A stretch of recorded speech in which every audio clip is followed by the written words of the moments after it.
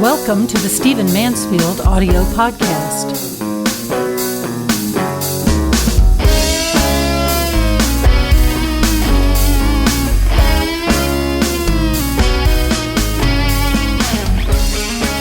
I want to talk to you about U.S. involvement in Syria. I want to talk to you about the morality of our foreign policy. I want to talk to you about our attitudes towards ISIS. I want to talk to you about our role in the Middle East and in the world as a superpower. And I want to do all of that in 10 minutes.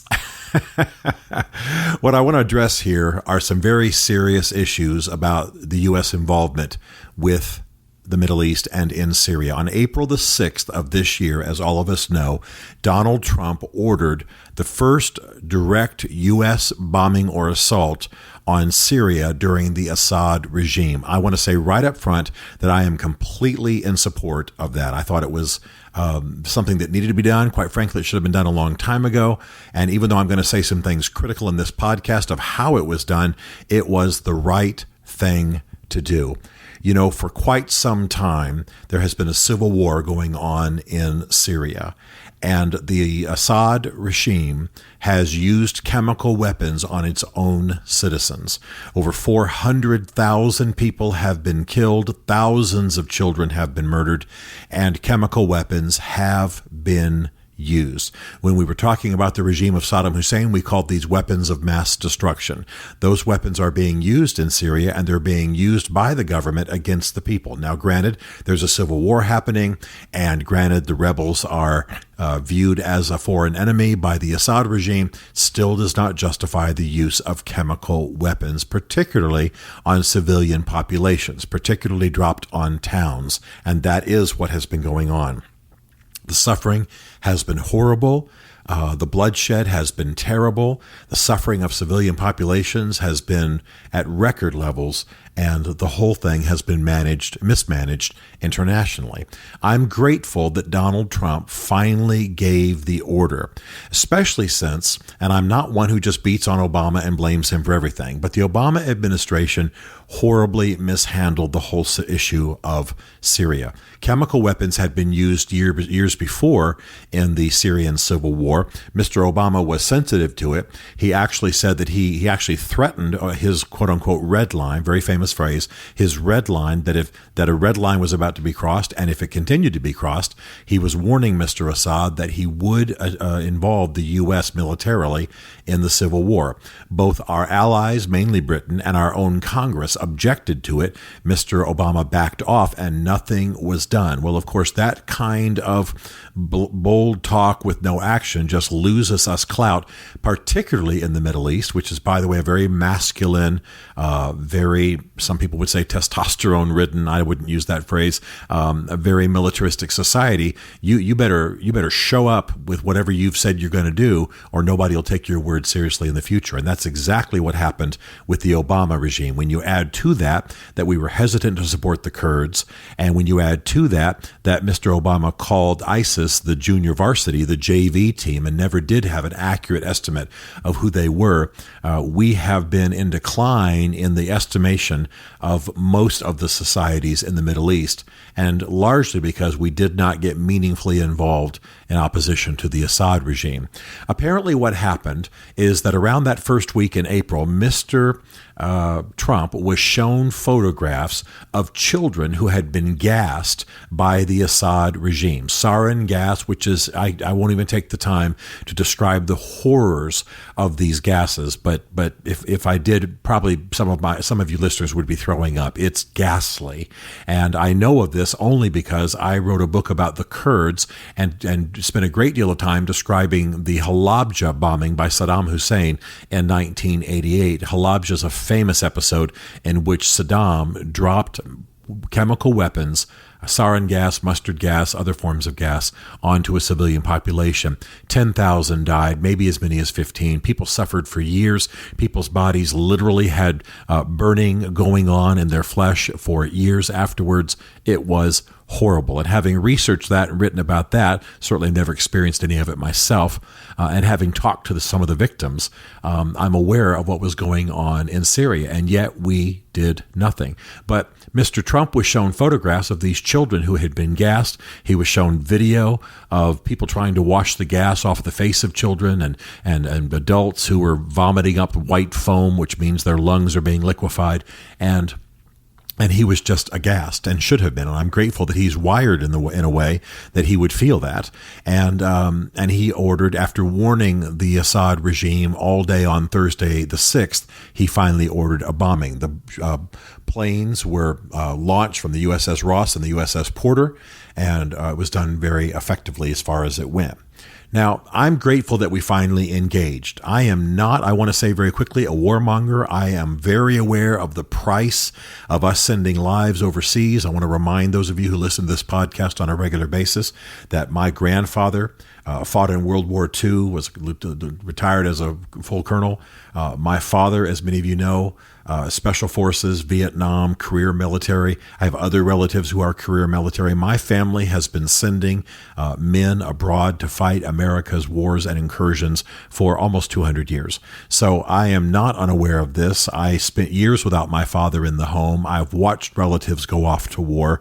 And though I've never served in uniform myself, I've been on those battlefields with the sons and daughters of other people. There was an observer watching what was going on. I was in Iraq. I was at Fort Victory.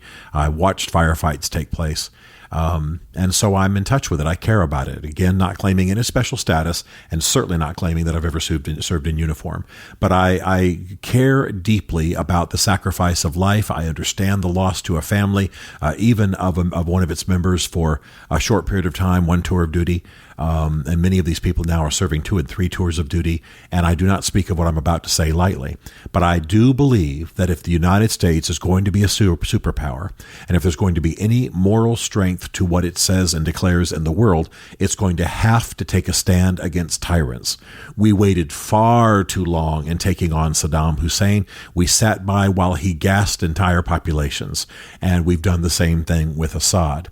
Let me, having said all that and having endorsed this as strongly as I can, and I again will say I did not vote for Donald Trump. I have concerns about his presidency. I've got a book coming out soon about the faith issues in the entire election. I also want to say quickly, I think I don't have to say this for most of my listeners, that I didn't vote for Hillary Clinton either. I could never lean in that direction. There were other options, and I voted for one of them. And yet now that Donald Trump is president, I will do everything I can to help his administration be a righteous administration. All of that said, though, I do want to say that I have some criticisms of the bombing of Syria, and I think that they are the kinds of things that deeply concern me. First of all, as I say, while I'm grateful that Donald Trump can look at pictures of suffering humanity and feel compassion and act in response, something that some of our previous presidents and administrations have not seemed capable of doing, the fact is, I do want our response to be on the basis of more than just a president looking at photographs. This man, Mr. Assad, has been bombing his populations, has been machine gunning his populations, has been strafing his populations, and has been using his chemical weapons against his own populations for the better part of half a decade. And because a president sees photographs of suffering children, he acts. And I've already said I'm grateful for it and I endorse it. But we've got to have better moral mechanisms, better response systems than that one president sees pictures and gets moved.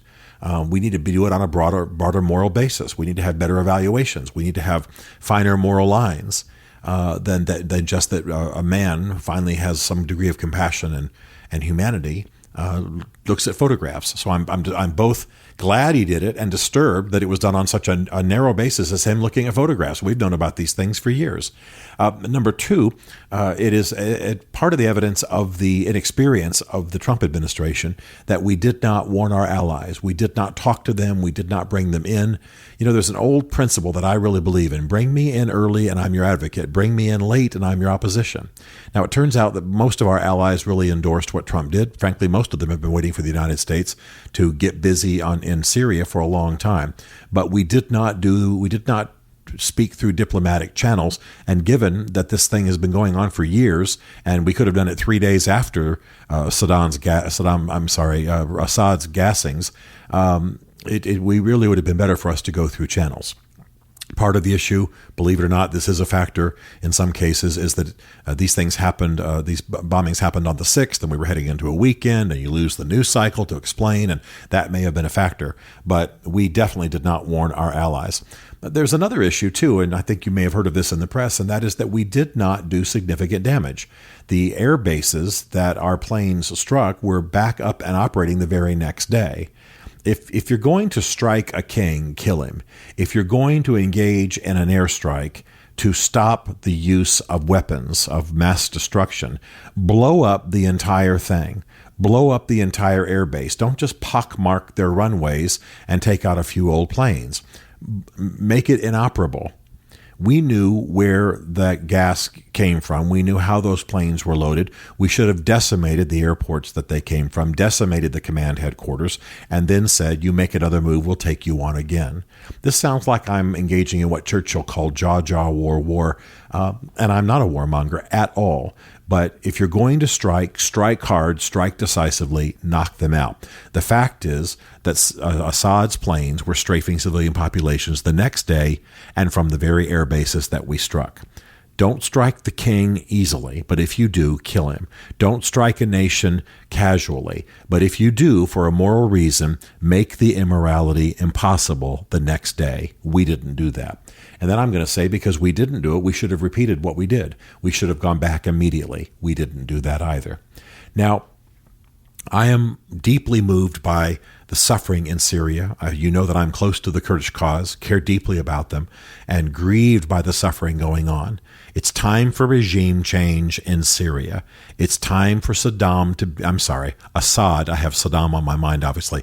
It's time for Assad to step down and be forced to step down. It's time for Russia to prove itself an American ally and to shut this man down. It's time for the Assad regime to come to an end.